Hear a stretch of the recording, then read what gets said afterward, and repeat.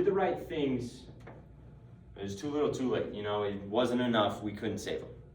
Now, let's say blood pressure goes down, the signaling pathway happens, but instead of increasing heart rate and increasing peripheral resistance, let's say the effector is broken, something's up with the heart, and let's say they decrease.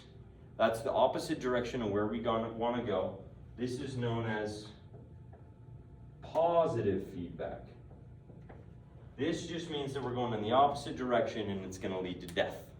Many times a negative feedback pathway, negative inadequate pathway will eventually lead to a positive feedback pathway. Okay? That is homeostasis. That is the reflex control pathways, control pathways, and kind of just briefly generally, okay? We're going to erase this and move on to osmosis.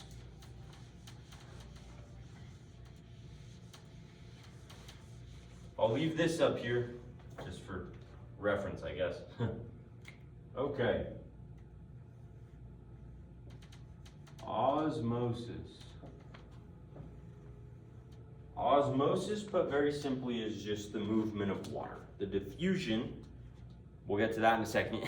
Diffusion just means movement from a high concentration to a low concentration. Okay, that's diffusion. So water, or osmosis, is the diffusion of water. It's the movement of water. Here's why it happens, okay? In the body, you have what are called concentrations.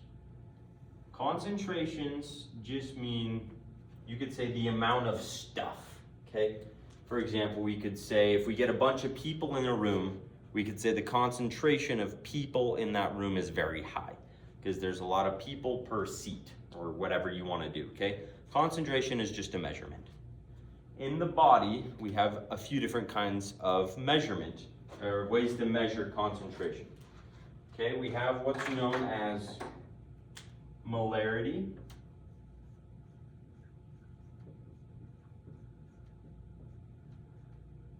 Molarity, all it is the relationship between molecules. So it's the concentration of molecules per liter of solution, whatever you have it in. Lots of times it's water, it could be, you know, pretty much whatever you want it to be. I'm gonna grab some water, just a second. Okay, so basically, molarity is just the measurement of molecules per liter of solution. Lots of people are gonna confuse molarity with osmolarity.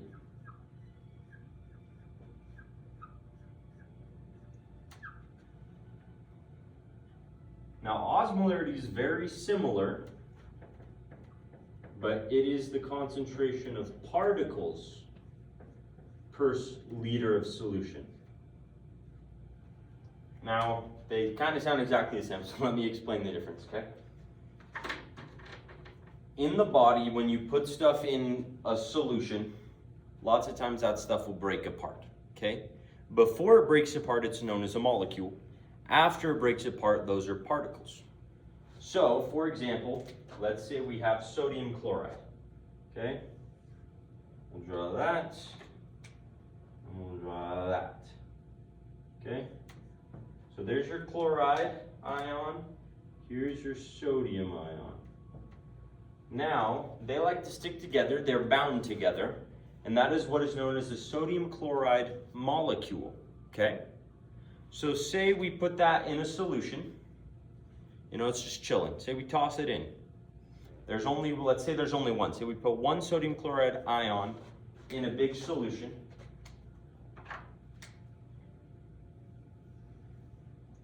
This will have a molarity of 1 because there is 1 molecule per liter of solution.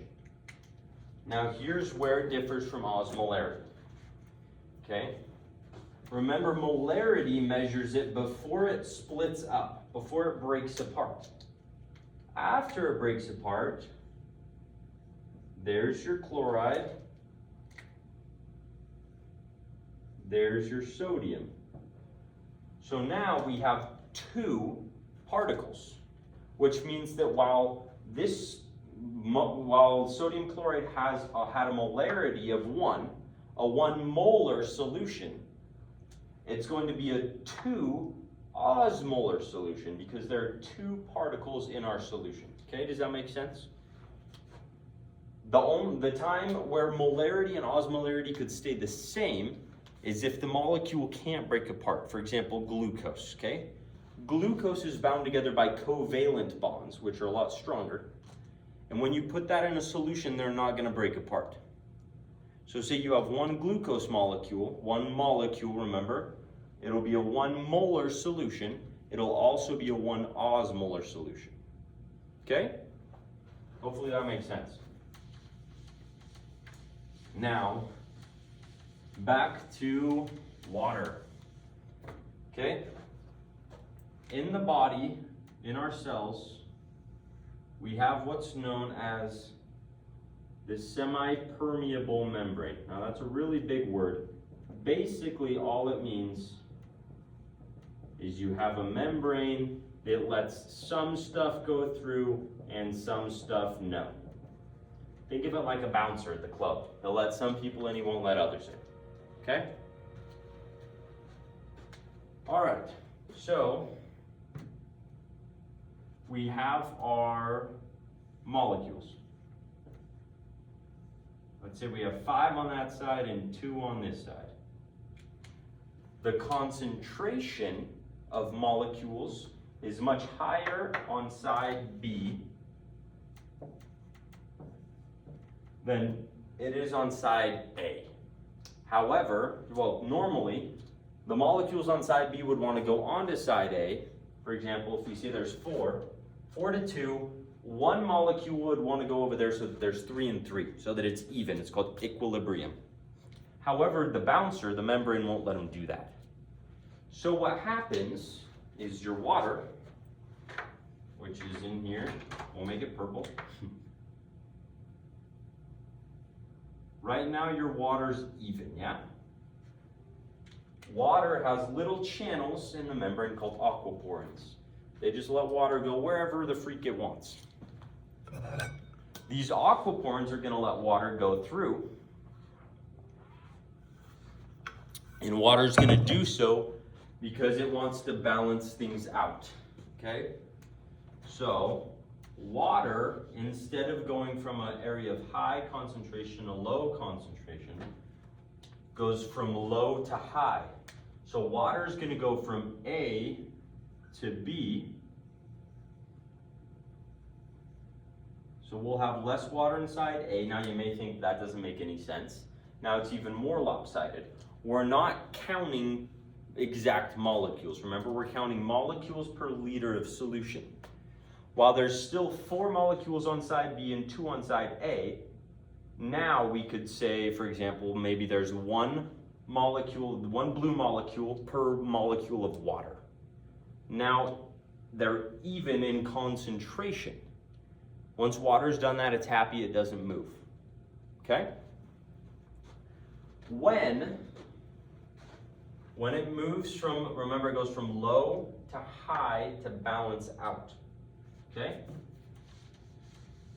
That was to help you kind of get the general idea of osmosis. Now we look at it in our body. Okay? We have our cell.